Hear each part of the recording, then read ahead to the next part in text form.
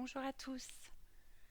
Aujourd'hui, nous avons décidé de vous partager la recette du gel hydroalcoolique maison, si utile dans ces temps de virus et pour l'hiver.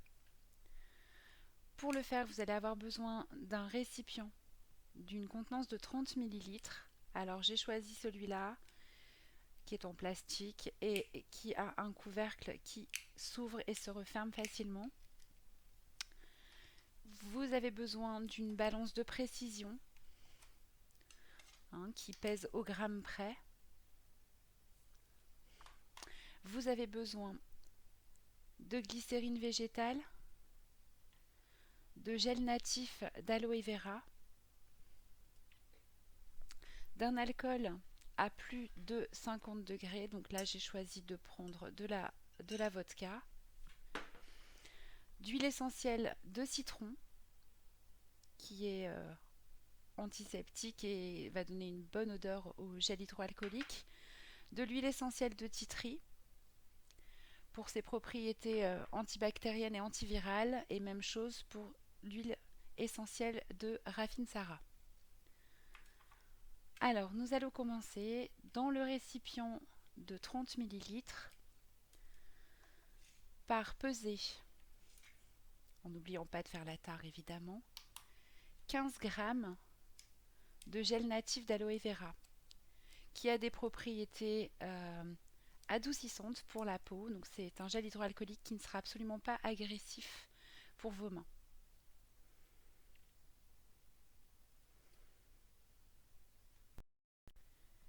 Voilà, donc je vous ai passé les détails, mais j'ai bien réussi à mettre 15 grammes de gel natif d'aloe vera dans mon récipient.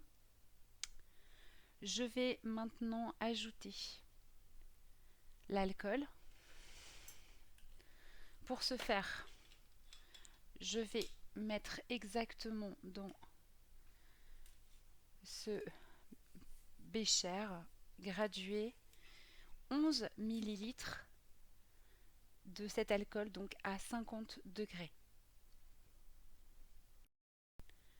Je vais ajouter mes 11 millilitres bien mesurés à l'intérieur de mon récipient, donc avec le gel natif d'aloe vera.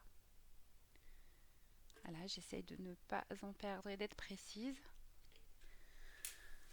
Je vais ensuite mélanger à l'intérieur donc l'alcool et le gel en secouant simplement. Voilà. Donc on obtient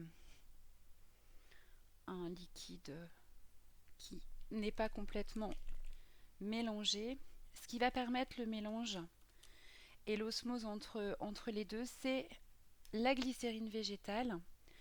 Je vais en mettre 1 millilitre, donc avec une autre petite fiole graduée, 1 millilitre exactement à l'intérieur de mon récipient. Je mélange donc mon millilitre en prenant bien le temps de ne pas perdre la glycérine. Elle est très sucrée, donc elle met un peu de temps à couler. Je vais donc accélérer un petit peu et mettre en pause. Voilà, j'ai tout récupéré. Je vais de nouveau secouer mon récipient pour faire le mélange entre le gel, l'alcool et la glycérine.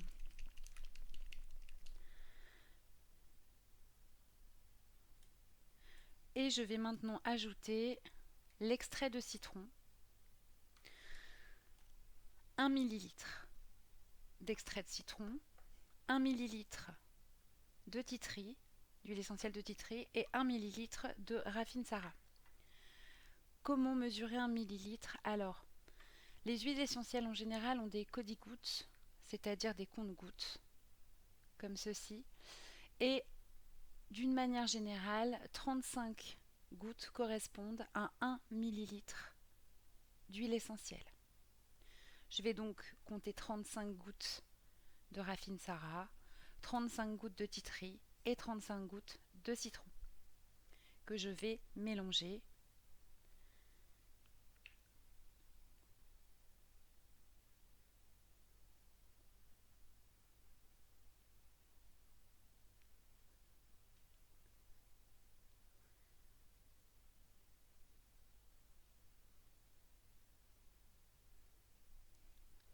Voilà pour le Rafinsara.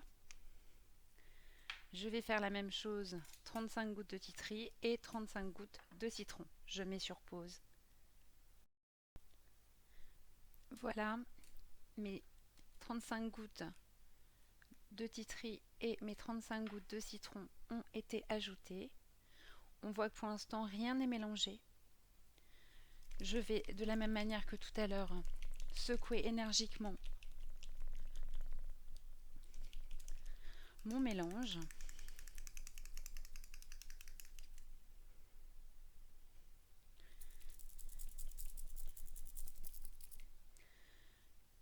Et voilà, nous avons obtenu notre gel hydroalcoolique, donc à base d'huile essentielle, de vodka là, ou d'alcool, en tout cas à 50 degrés, d'aloe vera et du glycérine végétale. C'est terminé. Je n'ai plus qu'à noter sur mon flacon la date d'aujourd'hui et une date limite d'utilisation de 9 mois donc pour l'utiliser, en sachant que ce gel hydroalcoolique n'est pas recommandé chez les enfants avant 7 ans. Et ce, eh bien parce qu'il contient des huiles essentielles et qu'il faut toujours rester très prudent sur de potentielles allergies, etc.